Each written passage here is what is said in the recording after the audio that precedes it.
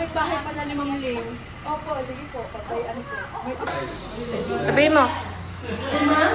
Kitchen. Ay, magkusina nga. Si Mike po. Si Mami.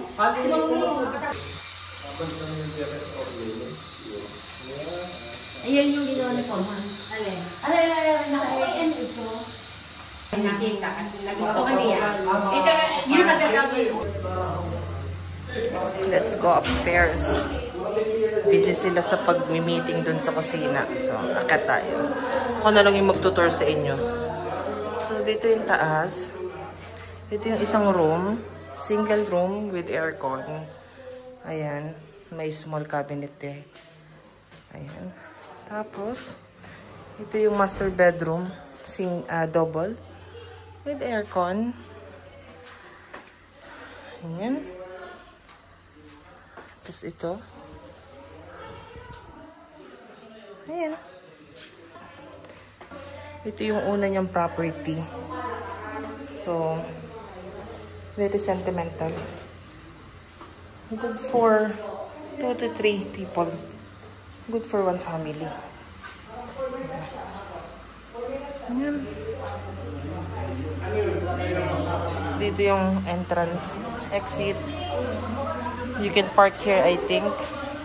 Mini garden. Oh. Ayan. So, ito, entrance going to kitchen.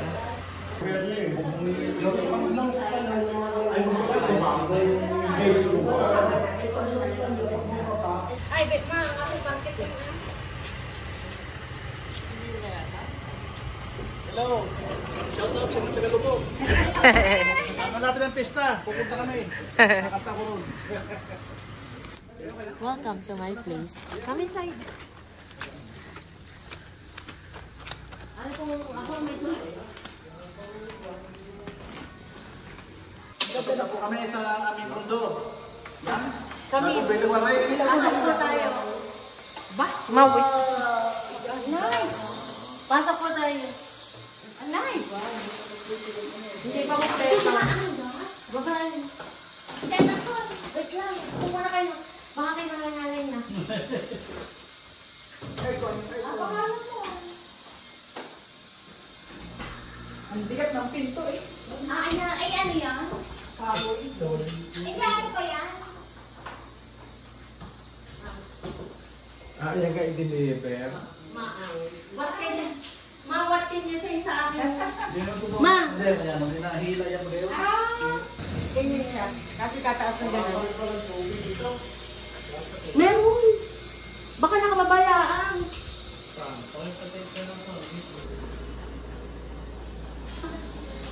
One bedroom. Hindi talaga siya eh. Huwag mo na ano ba ako gusto sa anak ko? Yung anting cabinet. Si Jason na, tanongin mo. Pili po. Malamig. Ako naibigan ko sa bahay. Ako yung trabaho. Ako lang ang trabaho. Nahilig ko din na naman dati. Ay, ako pa yan. Ako sumabakay.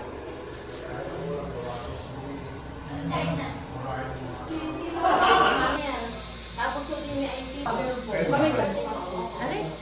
May pakikita sa amin po. Ano maganda?